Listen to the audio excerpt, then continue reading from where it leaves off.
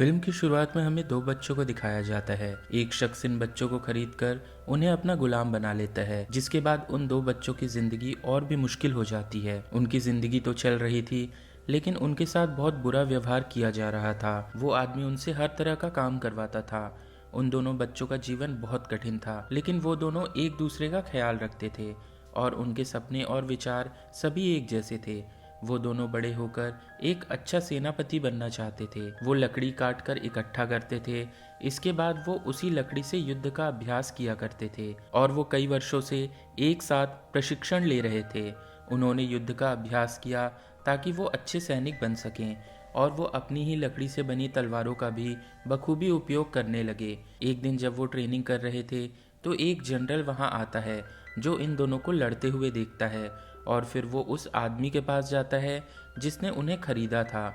उनका कहना है कि हमारा राज्य पूरे देश से अच्छे सैनिकों की तलाश में है और मैं उन दो लड़कों में से एक को अपने साथ ले जाना चाहता हूँ जिसे मैंने अभी लड़ते हुए देखा था, ताकि वो उनके साथ जाकर अच्छी ट्रेनिंग ले सके हमारे अच्छे और बेहतरीन सैनिकों से जुड़ने के लिए। लेकिन ये ऑफर सिर्फ एक व्यक्ति के लिए था। उन दोनों में से एक लड़का जिसका नाम ली था, वो बहुत खुश है और वो अपने दोस्त से कहता है कि तुम्हारे पास अपना युद्ध कौशल दिखाने का मौका है, तुम जाओ।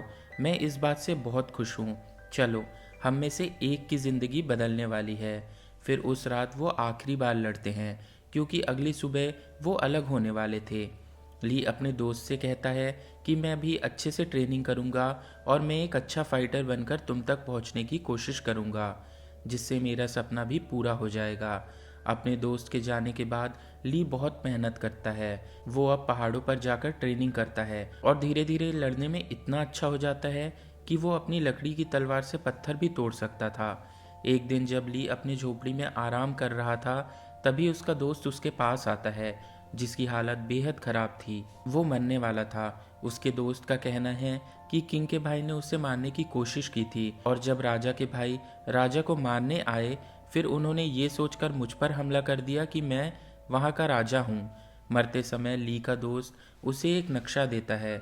उसका कहना है कि इस मैप की मदद से तुम एक गांव में जाओ, जहां तुम्हें सेना मिलेगी जो तुम्हें फाइटर बनने की ट्रेनिंग देगी। इतना कहने के बाद उसके दोस्त की मौत हो जाती है। अपने दोस्त की बात सुनते ही ली गांव की ओर भागने लगता है, जहां रास्ते में कुछ लुटेरे उसका रास्ता रोकते हैं। ली का वर्षों का प्रशिक्षण वहां काम आता है। एक एक करके वो वहां मौजूद सभी लोगों को मार देता है और फिर वो अपनी यात्रा शुरू करता है और अंततः ली उस गांव तक पहुंच ही जाता है, जहां उसे एक झोपड़ी मिलती है।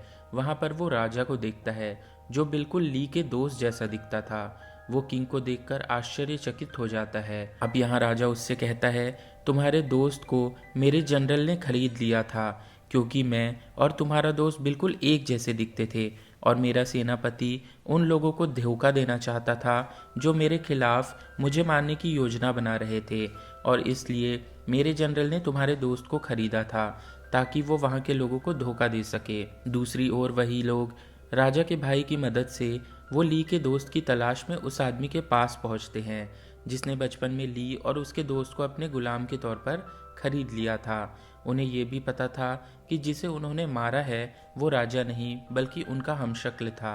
वहीं ली इस बात से नाराज था। उस राजा ने खुद को बचाने के लिए ली के दोस्त की बलि दी थी। फिर उनकी बातचीत के दौरान वो लोग आ जाते हैं जिसने ली के दोस्त को राजा समझकर मार डाला था और राजा को फिर से मारने की कोशिश करते हैं। वो हत्यारा ली को उकसा रहा था कि इस राजा के कारण ही तुम्हारा मित्र की जान गई है, इस राजा को मार दो, राजा ने तुम्हें धोखा दिया है। लेकिन ली उनकी बातों पर ध्यान नहीं देता और हत्यारे पर हमला करता है, क्योंकि वो जानता था कि उसके दोस्त की हत्या इसी हत्यारे ने की है। ली और हत्यारा खूब लड़ते हैं और काफ़ी लड़ाई के बाद अंततः ली ने उस हत्यारे को मार डाला। फिर वो राजा के पास जाता है, लेकिन ली अब भी उस पर क्रोधित था। ली का सोचना था कि उसके दोस्त की मौत की असली वजह किंग है। इस राजा की वजह से उसके दोस्त की जान चली गई। किंग ली से कहता है कि तुम्हारे दोस्त ने मेरे लिए नहीं बल्कि इस देश के लिए अपनी जान का बलिदान दिया है। किंग का कहना है कि मेरा जिंदा रहना ज़रूरी था, क्योंकि मैं चाहता था मेरे राज्य की शक्ति मेरे साथ रहे, मेरे भाई के पास न जाए, जो कि बहुत बुरा और क्रूर इंसान है, और अगर ऐसा हुआ तब सारा राज्य नष्ट हो जाएगा। किंग ली से कहता है, क्या तुम मुझे एक अच्छी सेना बनाने में मदद करोगे ताकि मैं अपने भाई को मार सकूं और तुम्हारे दोस्त की मौत का बदला ले सकूं। दूसरी ओर हमें राजा का भाई दिखाया गया है जो कि बहुत गुस्से में था और इस वजह से वो काफ़ी परेशान था। वो अपने लोगों को अपने भाई को मारने के लिए आदेश देता है और साथ ही उनके पीछे और सेना भेजता है। जब किंग ली के साथ जंगल में था तब एक शख्स उस पर जहरीली सुइयों से हमला कर देता है, लेकिन ली भी जवाबी हमला करता है। वो उससे खूब लड़ता है और उस आदमी को मार देता है और उसे मारकर ज़मीन पर गिरा देता है, लेकिन उसके बाद ली भी बेहोश हो जाता है क्योंकि उसे भी एक जहरीली सुई लग गई थी। अब राजा उसे बचाता है और उसे ठीक होने तक उसकी देखभाल करता है। एक दिन बहुत सारी सेनाएं उसके पास आती हैं, जिन्हें देखकर दोनों डर जाते हैं, लेकिन बाद में उन्हें पता चला कि वो जनरल था जिसने ली के दोस्त को खरीदा था। वो राजा का खास आदमी था और वो अब भी अपनी वफादारी की कसम खाता है और फिर वो राजा से वादा करता है कि वो उसे उसका राज्य सिंहासन दिलाने में मदद करेगा। दूसरी ओर राजा का भाई, जो अभी तक राजा को मारने में सफल नहीं हो पाया था, लेकिन फिर भी वो अपनी पूरी सेना के सामने घोषणा करता है कि अब वो पूरे राज्य का राजा है, इसीलिए वो अब किंग को भी मारना चाहता था। दूसरी ओर राजा बहुत दुखी था क्योंकि उसकी सेना उसके भाई की सेना से बहुत कम थी। ऐसे में वो उनका मुकाबला नहीं कर सकते। अब राजा का सेनापति उसे पहाड़ी जनजाति के बारे में बताता है जिनके पास बहुत सारी सेनाएं हैं। उनका कहना है कि हम उनकी मदद ले सकते हैं। राजा भी सेनापति से सहमत है। वो सभी खतरनाक रास्ते से पहाड़ी जनजाति तक पहुंचते हैं, जहां उनका स्वागत वैसे नहीं होता जैसा उन्होंने सोचा था। पहाड़ी जनजाति की सेना उन्हें पकड़ लेती है और उन्हें उनके नेता के पास ले जाती है। अब राजा उनके नेता के पास पहुंचकर उसे सब कुछ बताता है, कैसे उसके भाई ने उसे मारने की कोशिश की और राज्य को भी धोखा देना चाहता था, लेकिन नेता ने राजा की मदद करने से इनकार कर दिया क्योंकि अतीत में राजा की सेना ने पर्वतीय जनजाति के साथ बहुत अन्याय किया था, जिस पर राजा यहाँ अपने पिछले पापों के लिए माफ़ी मांगता है। ये सब देखकर नेता मदद के लिए तैयार हो जाता है। जब वो अपना मुखौटा उतारता है तो हम देखते हैं कि ये नेता एक लड़की थी और वो राजा से वादा करती है कि वो उनकी मदद करेगी, जिसके बाद वो लोग योजना बनाते हैं। उस ली को राजा बनाकर भेजा जाएगा और राजा स्वयं मुखौटा पहनता है और पहाड़ी जनजाति की सेना में शामिल हो जाता है। फिर जब वो राजा के भाई के महल में पहुंचे, पर्वतीय जनजाति का नेता अपने सेनापति से कहता है कि वो और उसकी सेना उनकी शाही सेना में शामिल होना चाहती है, जो राजा के भाई की सेना थी। राजा के भाई का सेनापति बहुत खुश हुआ और फिर वो सभी को अपने राज्य में आने की अनुमति देता है।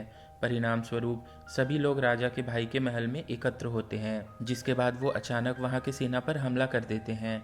वहाँ किंग ली और जनरल को गुप्त रास्ते से जाने के लिए कहता है और स्वयं शाही सेना पर आक्रमण कर देता है। यहाँ राजा के भाई की सेना और पहाड़ी जनजाति की सेना के बीच बड़ी लड़ाई होती है। पर्वतीय जनजाति की सेना बहुत बड़ी थी और लड़ाई में भी अच्छी थी, इस कारण राजा के भाई के कई सैनिकों को मारने में वो सफल होते हैं।